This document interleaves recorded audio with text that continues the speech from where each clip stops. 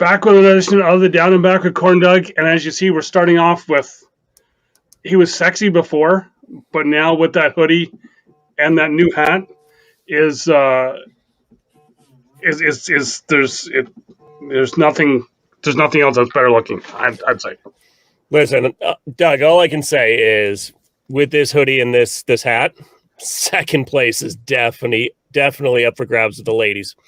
You will be throwing gas and kicking ass with that there and wearing gas. You'll be on fire. Listen, I figure if I'm coming to Canada, Doug, I have to fit in with the natives. I gotta wear the gear that Canadians wear. And it's getting warmer, so I don't have to wear the big overcoat and glovies or whatever you guys call them, mittens. I don't know what you guys use up there. Yeah. But, listen, I got to wear the gear from up north. Exactly. And we will touch on that a little later on. But we were kind of talking off air, and we have been talking earlier today because this is coming out. You're actually listening to this here tomorrow, but today is today. But whatever. We'd seen some stuff online, and there was somebody that posted about like 8 different Facebook groups about bags, and we've seen it all a ton of times before, that people are equating that what they see on in a picture is what they're going to get, which usually doesn't happen. Well, when you see it in a picture, a lot of times you're seeing, the best representation of the product, right? Mm-hmm. But or even a computer, how the computer is showing how the bag is going to look like. Yeah, computer generated image. Black, but we don't know what that actual color is going to come out on the fabric. Well, and that's the thing. Like we talked about this. We've talked about this ad nauseum, right? I mean, honestly, when I look at Facebook, it's a shame that Wrangling Brothers has shut down, because some of these guys should be working for them. I mean, honestly, the post on 18 different pages about I'm new to the game, or this bag is not the same. This guy is DND. This guy is GTG. It's like, come on, stop. Let's stop the games, but let's also stop calling out bag manufacturers, right? I mean, you've got all these mom and pop businesses from all Cornhole to Titan Bags to Octane to Local Bags to Black Sheep Baggers. All these companies out there are literally busting their ass to pump out bags day in and day out, right? And you've got 8 billion different colorways on about, 18 or 19 different fabrics, right? We'll take burlap, we'll take the carpet out of this, right, conversation, because you're usually not printing on like the carpet side. You'll print on the kind of the suede side, the slick and stick, but you really won't print on a carpet. Yep. But when you really think about the way material is made, it's woven fibers. And with woven fibers, as you throw a bag, as a bag hits a CornDoug and maybe rolls across the ground before it hits a board, or catches a board that's not the smoothest, those fibers are going to roll over a little bit. And, you're only printing on one side of that, material, which is usually a white material or, a cream colored material. It's to get the color on there, you need that base to really make it work. And all these people pissing, moaning, complaining, and trying to blow up bag companies for this isn't what I ordered. Well, guess what? For most of it, especially if it's a custom, you're getting a proof. You have to approve that proof of what it's going to look like.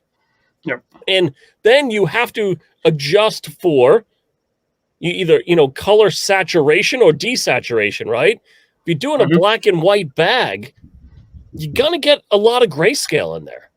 Yep. Yeah, and I see it all the time up with Octane, and even you get the people that that'll order a custom bag on a Friday, and then I've been with Matt where I've seen that I was with him when the person ordered the custom bag on the Friday. He's got a family. He's not in there Saturday, Sunday usually, right? And then Monday he's getting a message, how come my bag's not sent out yet? How come I don't have this? Well, it hasn't even been a full business day yet.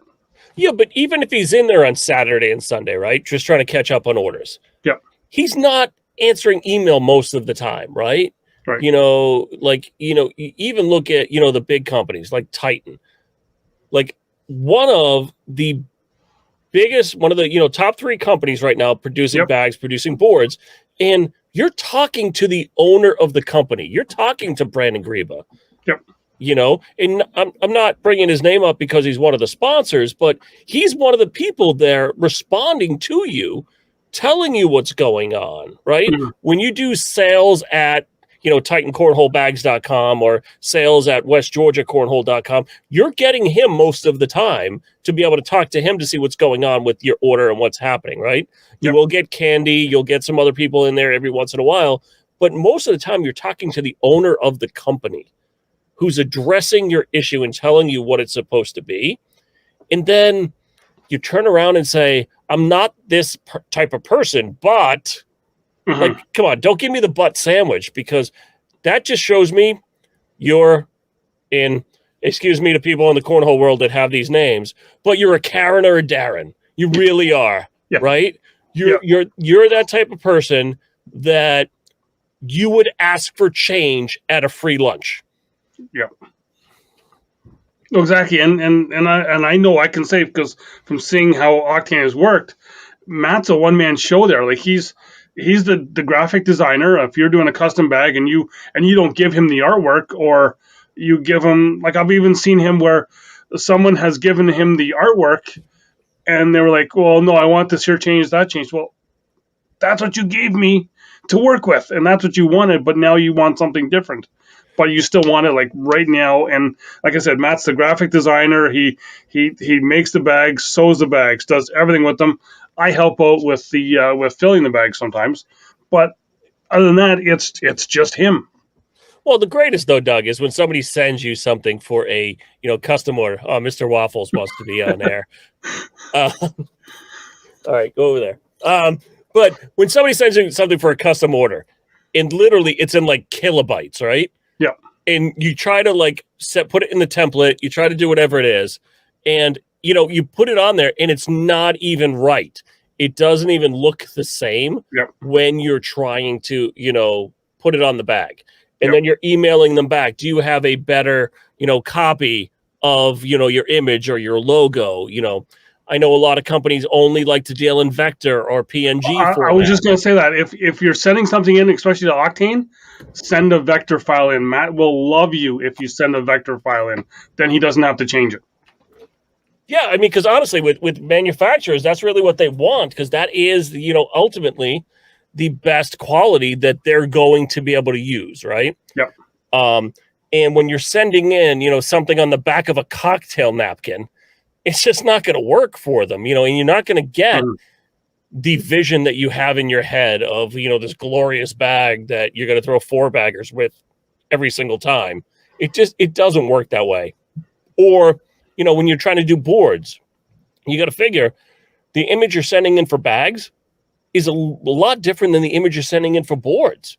Yep. Because when you figure boards, if you really, I know I have a set of boards with, my face on them. I have 2 different variations. I have the Jekyll and Slide that West Georgia did for me on some X Factor boards with kind of my face split down the side. Mm-hmm. And then I also have my original logo with the voice logo on a different set of boards that another company did for me. And, I know that was a vector image, so they can make it as big or as small as they want to, just understanding the format. And I had to learn that by trial and error too, because, I had sent my logo out to many people when it was just a JPEG, and it just didn't, or depending on who you talk to, a GIF or a GIF. Yeah. But, it didn't work. So I had to pay to get it converted. I took my JPEG thing, sent it out to Sticker Mule, and I think it was a promo at the time. I think I paid like $10 or $20 to get it converted so that I can make it work for anything I wanted to put it on. Because with that vector format, they can now manipulate it to any size it needs to be to make it work on a hat, make it work on a jersey, make it work on bags or anything else. Yep. But a lot of these people don't understand that, Doug. No, they want, and it's same as and they're even going to say to an extent how they want the bags right now is almost the same as boards. Because I've seen Jamie where someone's given him an order one day and 2 days later they're like, "Can I come and pick them up?" And for JC Cornhole with Jamie is he hand paints all the boards. He's not putting a vinyl sticker on or direct to print. He's hand painting these boards, so you're not going to get them the next day, right? So it's, people just have to, you're getting quality. It's not going to come that day. If the company already has it in stock and you're wanting something just the regular, it's going to come. But a custom is not going to go out the next day. Yeah, because you figure a lot of these manufacturers, KC or West Georgia, Titan, they have a lot of boards that they build that are just, their stock logo, right? Yep. Or they have a lot of blanks just sitting there that they've cut out. I know, West Georgia, I've been to their facility. They literally on a CM machine will cut the tops off and have them there waiting so that, when you're ready to get your logo done or you just want a basic set of boards done, they can just take those blanks off, put them down on the table, get whatever you want to get done on there, so they can do a, 3, 5, 7 day turnaround with a set of custom boards or just a set of basic boards. But, to your point, this isn't an overnight deal, right? It's not the Keebler elves out there making your boards, right? That are going to be there and within 7 seconds have them in a shipping container and sent to you. Mm-hmm. It doesn't work that way. No. Especially where, a lot of these companies are even, doing, minimal shipping or even free shipping promotions. That's crazy. You figure, an average set of boards, you're talking anywhere between, 40, 50 pounds, right? Oh, yeah. Yeah. Even shipping internationally, that's a pretty expensive cost right now.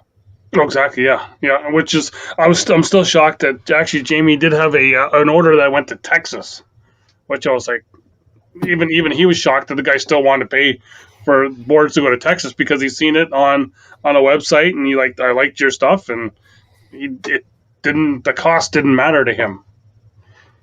Well, I think that's the other part of this too is, we used to talk about this a lot on the Dogcast when we were still up and running, where, Cornhole is still, a lot of manufacturers, even though they're bigger or farther away from you, it's still a local feel, right?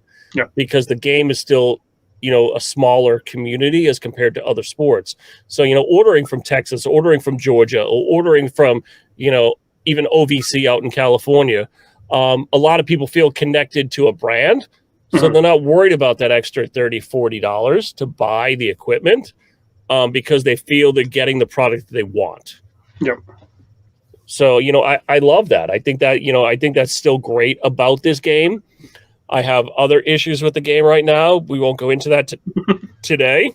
You can read my article on the harddragpush.com, but, there are other issues I have today with what's going on. Mm-hmm. Yeah. And, but speak of not today, but in 4 weeks from this past, you'll probably be leaving at this point, but in 4 weeks from now, but you will be coming up here to visit and do a little throwing and maybe you may even be doing some commentating on a game that's a high stakes game that but we'll talk about that as well a little later. But you'll be coming up here to throw with us. I will be coming up there. Listen, it's telling me, when I check my GPS and run my map program that I have on my phone, I can't say the name of the map program I use because it might be a company that I know near and dear to my heart. It might be a fruit company, but it's telling me it's about anywhere between a 5 and 7 hour drive, depending on when I leave to get to Niagara. And I've already booked my hotel in Canada. It is a hotel that you're very familiar with, Doug. Oh, yeah? Yes, because it might be the same one you're staying in. Well, I think that could be. And you know what? The name escapes me because somebody else booked it, and I'm just gonna get into their room. Yeah, I believe it's I think it's the Days Inn, and it's only a quarter mile away from the venue. But I am excited because here's the thing: not only because I get to come up there and, see you, Matt, the Hat, and a lot of the other people from Canada. Even that other guy, what's his name? Jamie Cowan. Yeah. That guy. Yeah, I've watched him throw on your live feeds. Not that good. Yeah. But get to come out there and hang out. And, that's the one thing I truly enjoy and love about kind of what we get to do. Because not only do we get to talk about this game, we get to hang out with some of the greatest people in this game. Yeah. And, I know we've talked for, almost 2 years now. Yeah, we're almost, a little over 2 years almost. Yeah, we're coming up on almost 3, right? Yeah. Exactly. I think when we get to September, I think it's almost 3 years that we've been talking, but never got to meet up because of, the pandemic and all the other. The C word. With all the craziness that's happened, over the last couple of years, we haven't been able to, connect. But I know we've been on a lot of Zoom chats. We've, honestly, I could show people my Messenger. I think I'd have to use about an entire palette of Charmin tissue paper just to show them how long the chat is, just talking back and forth, having an amazing time.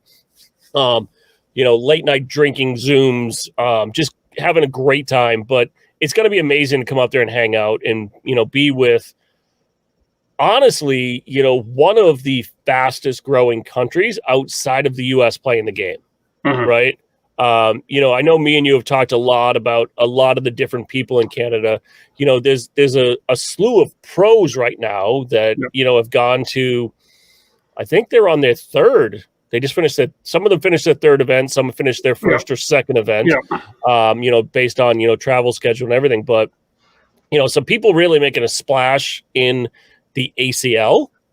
Some of them, playing in from the PDC into, the bigger batter tournament.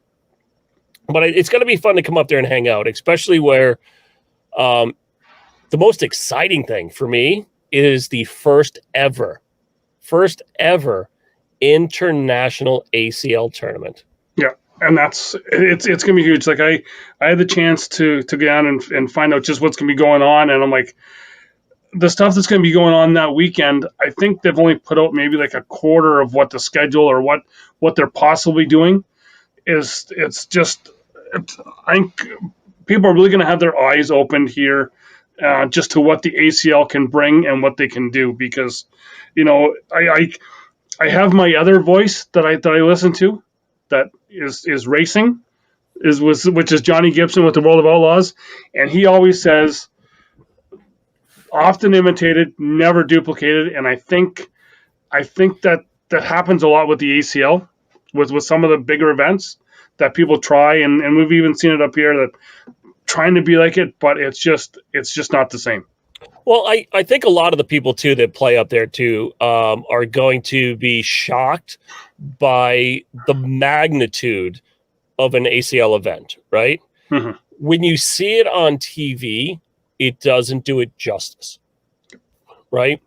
When you really look at the setup, you see the one set of boards with the really nice floor that they just did, and you see, the trusses with the lights and flashing, and you see Super Hole and all this other stuff that they do, all the hoopla, and you see 3 or 4 rows. What you don't see is the other, 100 to 150 people out back still throwing on boards, right? Because they don't want to go to the broadcast courts. They're like, I don't care about it. I just want to play. I want to have a great time. Yep. I just think the spectacle and the grandeur of the ACL atmosphere, I think, will bring a lot more people in, especially some of those people that come in and just want to watch or just want to see what's going on. I think it will bring more of them in, right? Because we've talked about this in the past where, 85 to 90% of the people in this game are still backyard players, or still that average Monday, Tuesday blind draw player.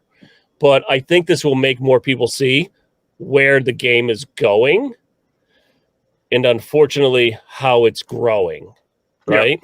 And how it's getting bigger. It really is getting bigger. I disagree with some of the ways it's going and some of the steps that a certain organization is taking, and I won't say those 3 letters, but, I disagree with it as a player because I feel some of it's losing its hometown feel, but at the same time, I love what's happening from how we're getting more and more people into the game, right? We're getting more and more bag manufacturers, we're getting more and more board manufacturers, and whether that's good, bad, or indifferent, I think it's good for the game because it helps more and more people play, right? Yeah. It For helps sure. more and more people understand how the game is. You're not going to have to go to the family barbecue anymore and play the bust rule, right? Yeah. Yeah, that's and there's even some people here that don't even know what the bust rule is, right? Because it's now just you're playing just to 21 or a little over, but it's I've just seen it take off so much, and with so many new players and so many players that have just you think they're new and you see them on the boards and they're just throwing lights out, and it's like it's been great to see up here. Well, the great thing too, Doug, is though, like you look at your show. Your show is sponsored by some of the most eclectic businesses in your area, right? So they're seeing the value in that. So why don't you take a moment and tell us a little bit about them? Well, the sponsors, just for sure, because you're the walking billboard right now for Octane, which, my opinion, are the best bags out there. Like, you got to see me if you go and check on Instagram, you get to see one of the best bags for throwing a roll shot. The Apex. If I can throw a roll shot with an Apex, anybody can throw a roll shot with the Apex. I won't say that I was meaning to do a push when I threw the roll shot, but it was a roll shot regardless. And you can use discount code CornDoug. Will get you 10% off of those bags. And then when you're there, you can also get yourself a nice hat and a hoodie as well too. And you can even get jerseys in that same style. Then we've talked about them a little bit. JC Cornhole, jccornhole.com. I don't have a discount code there yet, but if you say how great he is, he may give you a little bit of a discount. You got to help the ego out with Jamie and that, but he'll set you up. Any boards, like I said, they are all hand painted. It's not a sticker. It's not a vinyl. It's not whatever. You're getting the real deal. Then, if you want to hear perfectly when you're at the beach, and get yourself a Bluetooth waterproof speaker. That's really hard to say. That's not easy to say. It's a mouthful. It is. Head over to myearfun.com. Discount code CornDoug there get you 20% off. And then if you are in the Edmonton, Alberta area, which is probably one of my favorite sponsors that's non-Cornhole, Sierra Property Inspections, talk to Darren. He will set you up with if you're buying a new house, you want to get some renovations done, talk to him. He will set you up with your home inspection. And the best part about it is a portion of what you pay will go to a children's hospice cancer center in the Edmonton area, which is, I think, is the best. He's a great guy for doing it. Then the last sponsor, which is not least, you'll be seeing them at the Open in Niagara. Cornhole Supplies Canada. He will have your Titan bags. Woo! Your Reynolds bags. Your all Cornhole bags. He's going to have local bags there as well, too. So just the whole gamut of whatever kind of bags you want. It won't just be Octane. He'll have all the other bags there for sale. And yeah, you'll be able to pick up American bags at Canadian prices. Well, that's a great thing too, right? Because I know that's a struggle up there too, right? When you start to look at, I'm a huge fan of Titan bags, not just because they're a sponsor, but I love their bags, right? Yeah. My go-to bag right now, honestly, is the Nightmare because the way it plays for me, because it's got that kind of medium stick side to it. Mm-hmm. And I do throw some Octane bags in there too, right? It's my second go-to set of bags. When I'm playing in ACL tournaments, because when I'm playing in ACL, I need to have those bags that have these stamp tacks on them, so that, I can actually, play in the tournament and not get called out. We did have that issue up here in the Northeast where somebody played a different company. Okay. I will not mention the company because I love the company. I think it's an amazing company, but they won with the bags and nobody said anything. Mm-hmm.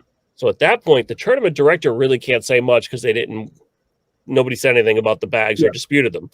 But my go-to bag, honestly, is Titan. Octane is my secondary go-to bag, especially where Matt was amazing and sent me a bunch of amazing bags to be able to test and throw. I do have a video ready for him to go, which I will be posting very soon, to be able to show how those bags play.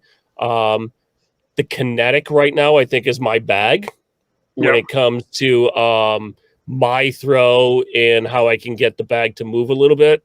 Especially right now in New England, where we've got a lot of humidity because we've got a lot of like storm clouds in the area.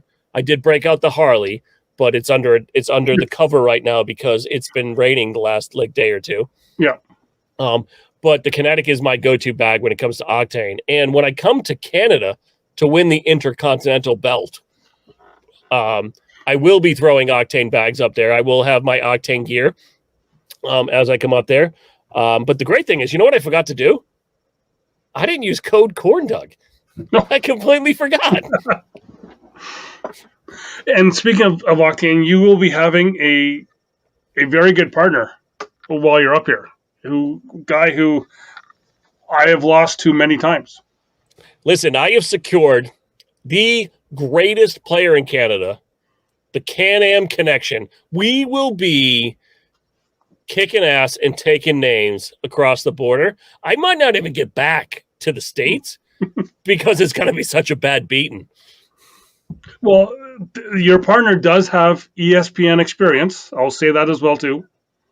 And it is a guy who's, I feel, should be a pro, should have been on a list of just been handed the card. Here's your pro status, being Scott Sullivan, who's been on the show before. He's a great guy. I can't say enough good stuff about him. Here's the thing. We've already got our Taylor Swift fans up there in Canada because haters got to hate. Jamie Cowan, bring your partner on. You can play us. It doesn't matter. We're taking it all. It's done. It's happening. Listen, I'm getting so Canadian right now. I'm growing the little hockey mullet. I was kind of noticing that a bit. Yeah. Yeah. See, I'm getting prepared. I got to get a little trim on the top, take a little off because this thing grows like a chia pet. But I got to get the sides trimmed down. Got to get ready for Canada. Listen, I might even come up there with my Montreal Canadiens jersey on. And then, exactly, we got Jamie Cowan up here, who is a Boston fan, so might be a little bit of such bad taste. Yeah. But Doug, while we're talking about Canada, the one thing I need to understand, because we're coming up there, and the big thing with the ACL right now is talent is exploding, right? Mm-hmm. Down here in the States, we have the young guns, right? We have we've got the Alex Rawls, the Tony Smith, the Devin Harbaughs, the robot Trey Birchfield, right? We've got, Noah Wooten. We've got all these like younger players that are really starting to explode and really starting to bring in these, different aspects of the game. Mm-hmm. What does it look like out there for you? Kind of who's those next kind of emerging players? Well, I think, and I've been we had a couple tournaments up here the last couple of weeks, and there's been, I don't want to say some upsets, but there's been a few people who have, other people are saying that they're sneaky good. Those people I've seen play for a while. One was at McPhee, had an ACL regional tournament in Brampton, and finishing second in the doubles. They were actually in the king seat. Was a guy named Cole Vivian, who I've been seeing play for, almost 4 years now, and him and his wife Kim, who Kim's will be in the women's side, and she's a fantastic thrower as well too. So Cole and Kim Vivian are ones to watch.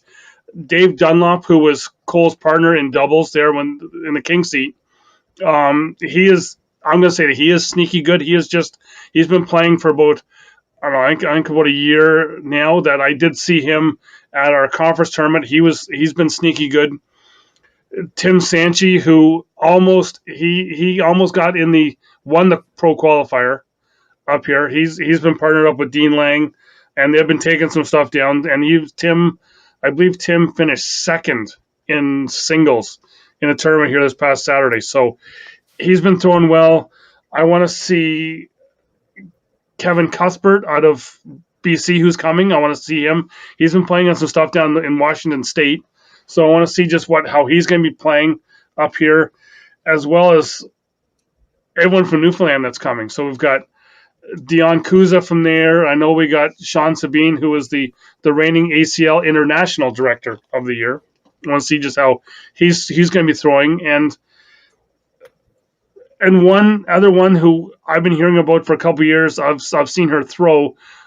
I think she's like 19, who's probably going to be, I think will be the next women pro out of Canada here, Megan St. Thomas out of the Peterborough. She's been every week she's getting first, second, or third since she first started. And I want to see her on the big stage, especially with some of the bigger women pros that are coming up.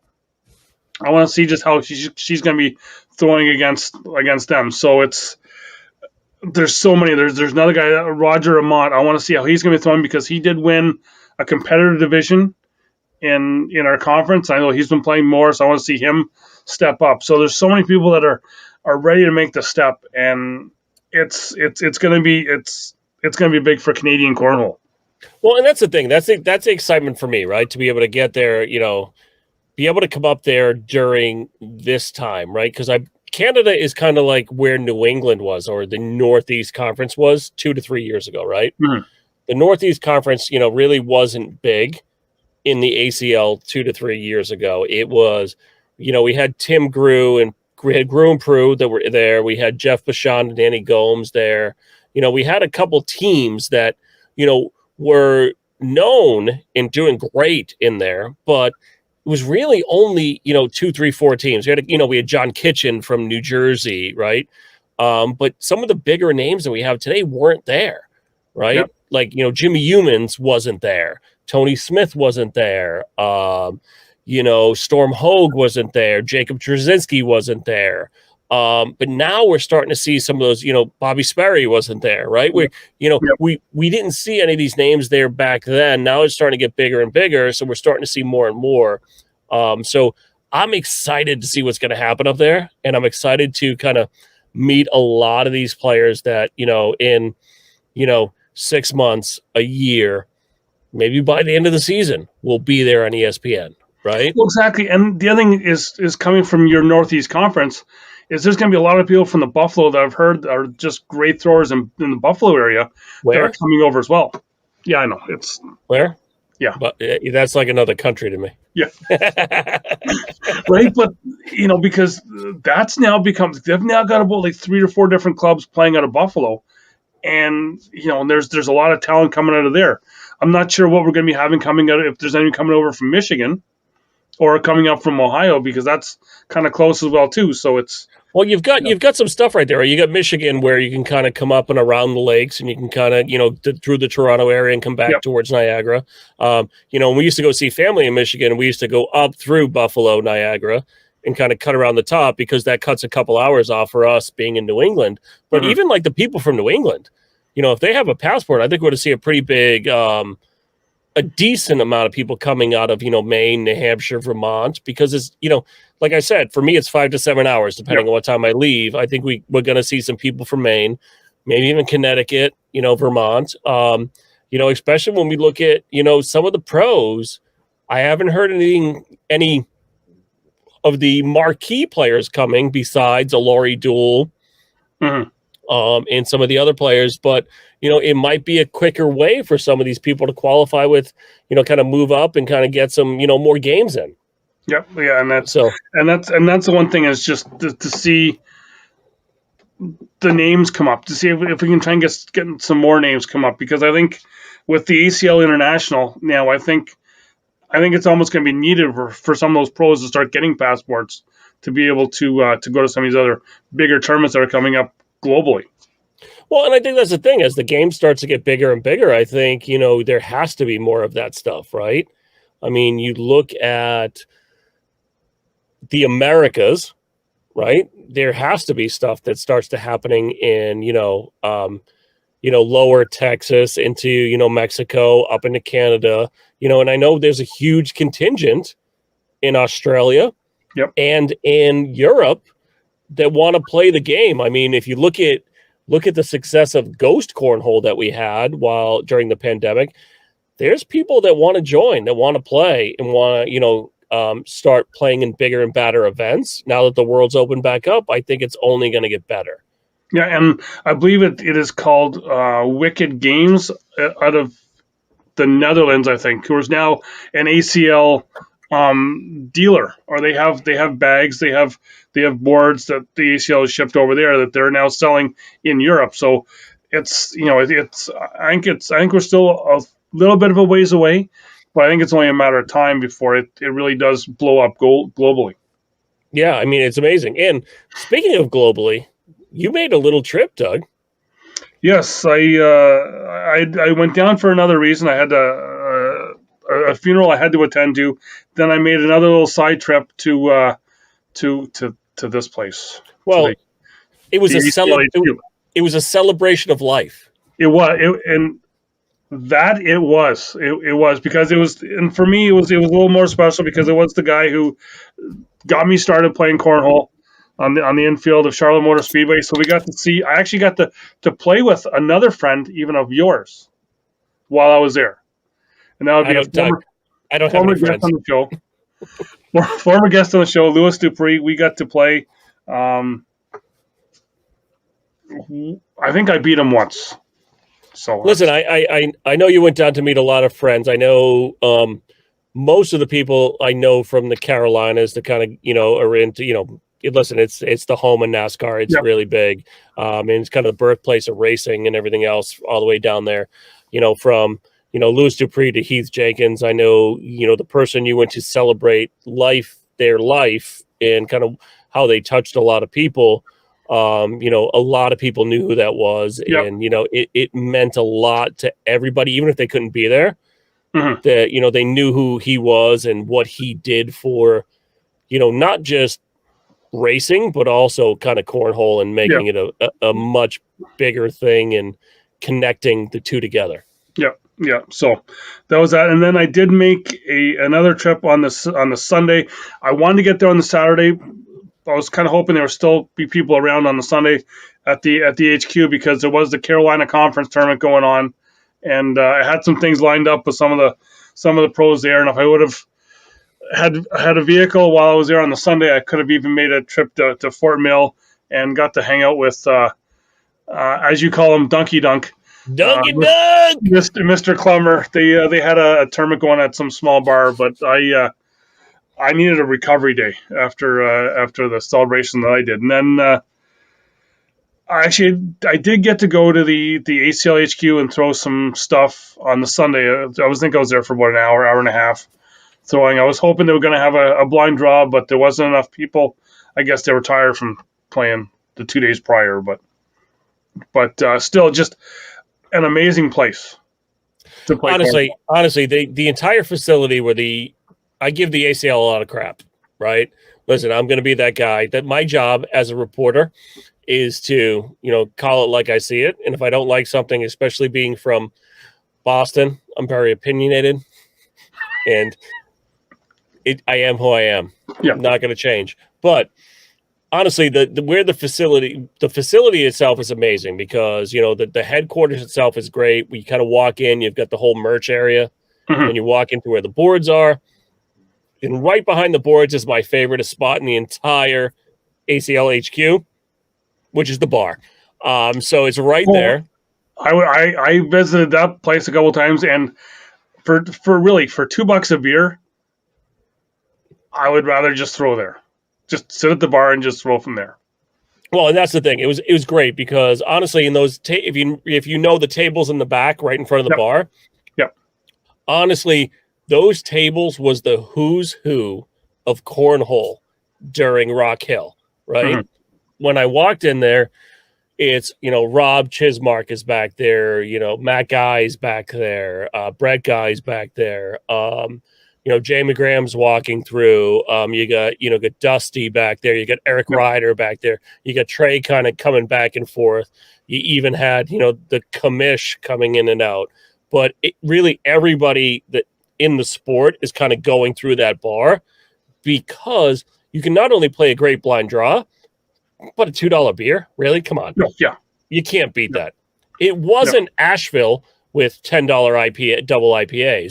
It was Rock Hill with $2 Miller Lights. So it's amazing. And even, the broadcast court that they have there with, it's a really great place. And that, that's the offices and everything else. But literally you walk halfway across that complex and you're in the sports center where they played, all the whole tournament for the world championships or whatever we were doing there. But it was amazing to watch.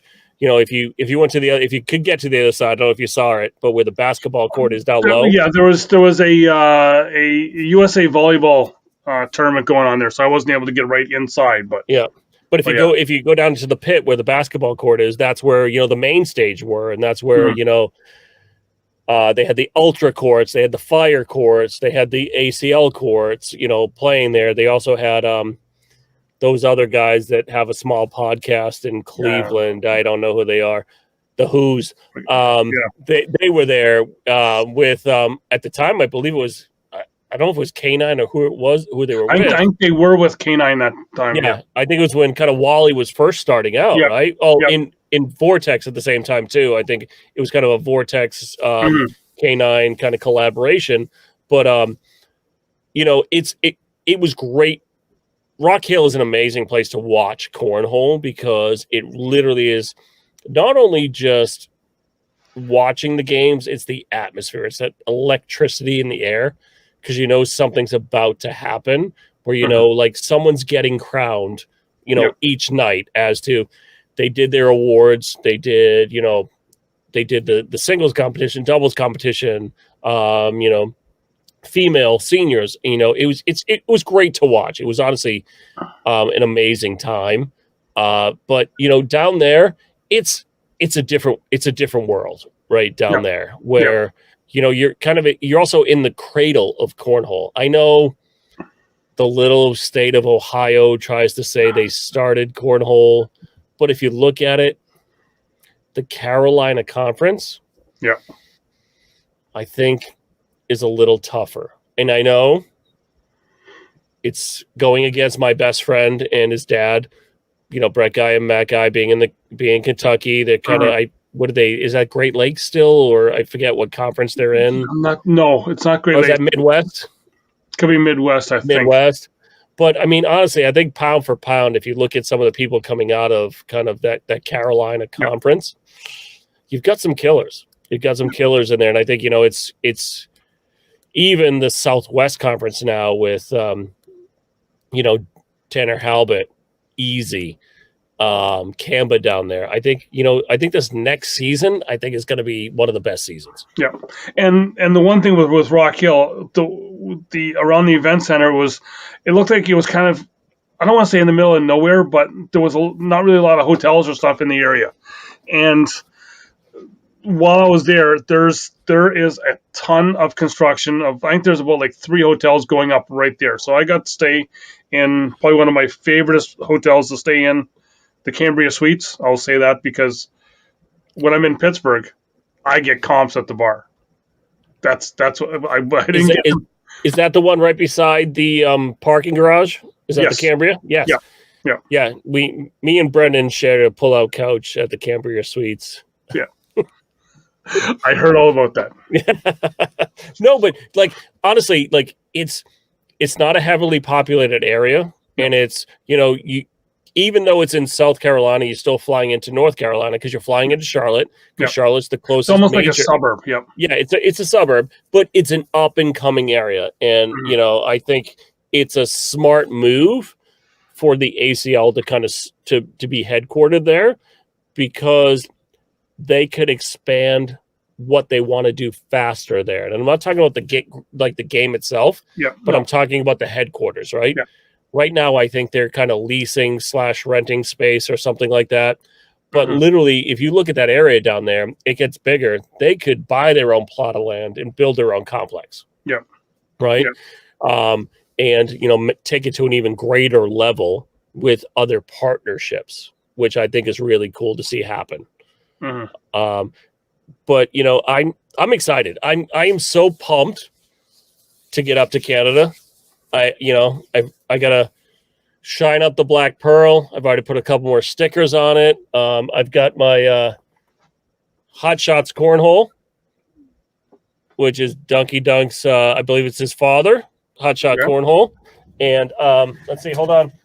Got this in the mail this week. My Triple Crown. That thing is huge. Look at how big that thing is. And I bought these bags. I may be selling them very soon, people. You want some pink pro snipers? Give me a call. I might sell them. Lucky bags. I don't throw them.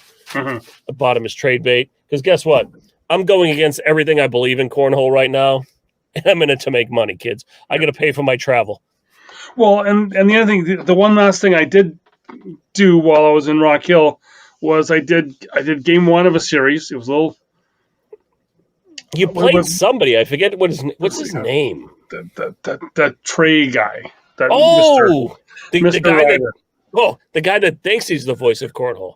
Well, yeah. Well, he was a little better than me. A little. I'm gonna pull out every excuse in the book.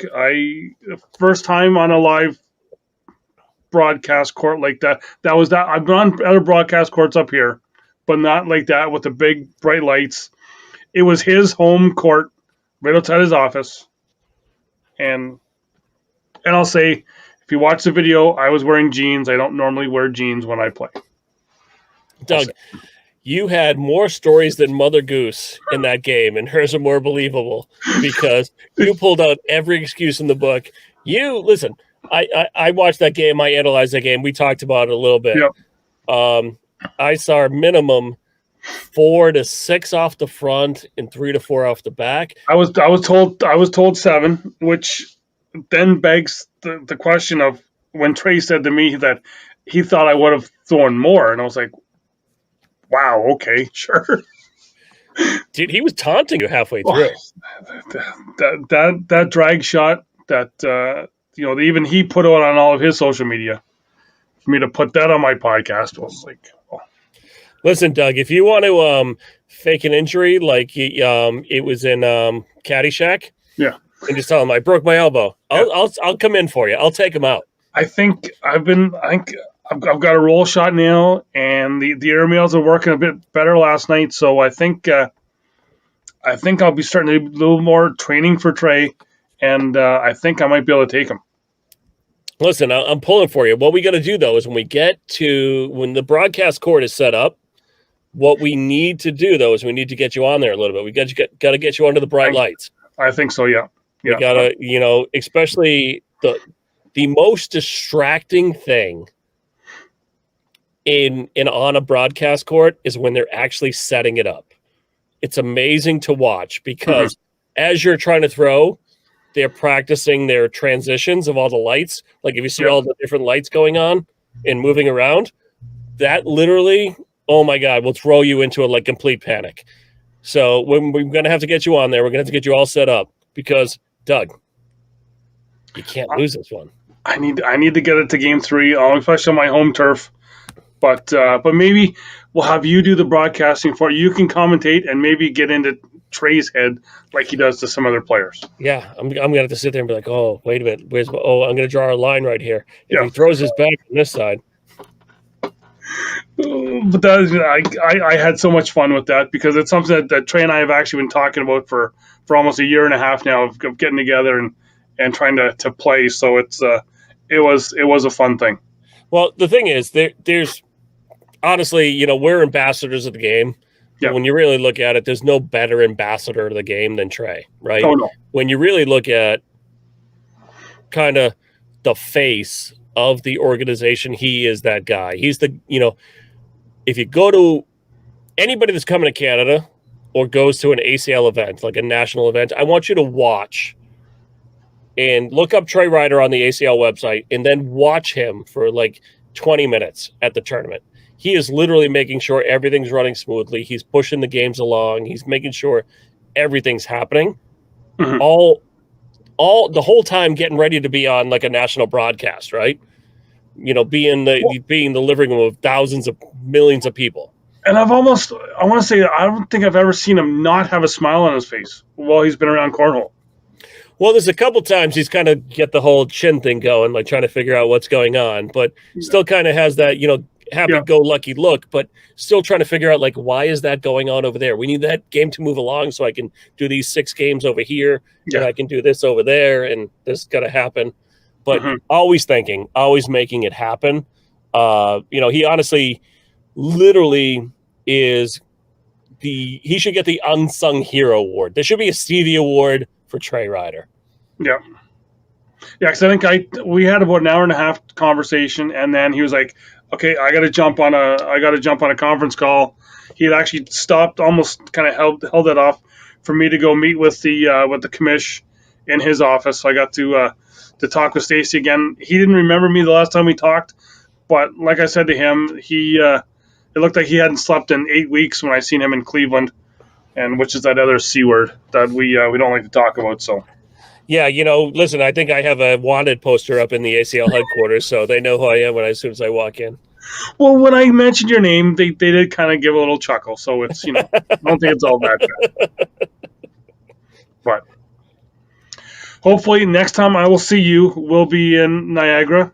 We'll be throwing some bags.